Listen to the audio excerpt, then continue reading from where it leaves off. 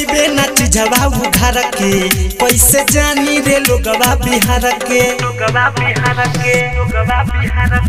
जब देखइबे ना चिझवा उघार के कैसे जानी रे लोगवा बिहार के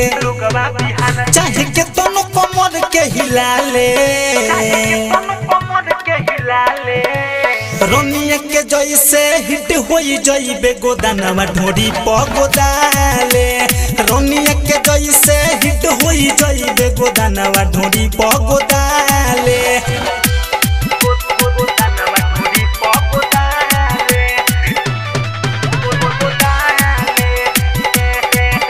अंकुश रिकॉर्डिंग स्टूडियो जादूपुर बाजार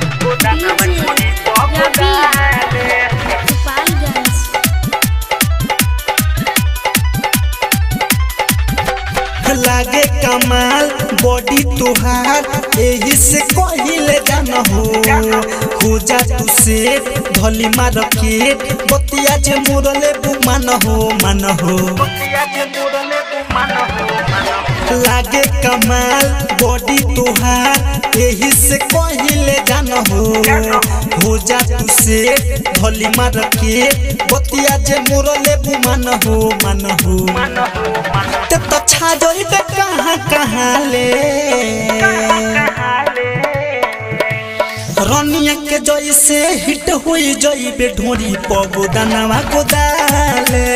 रोनिया के जैसे हिट होई जइबे ढोरी प गोदानवा गोदाले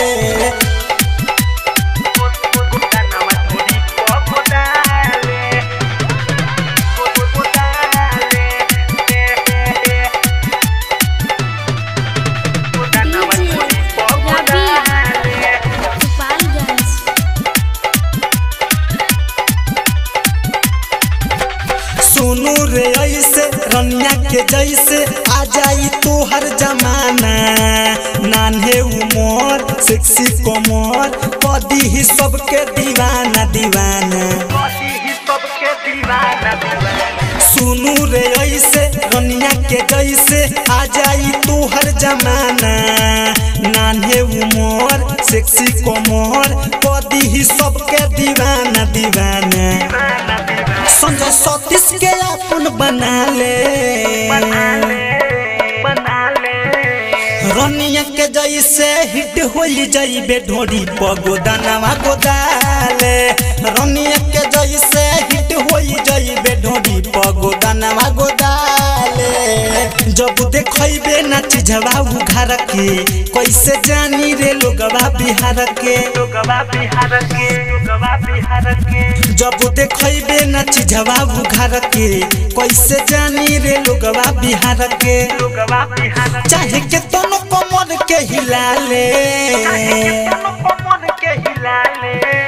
रोनिया के जैसे हिट होई जइबे गोदानवा ढोरी प गोदाले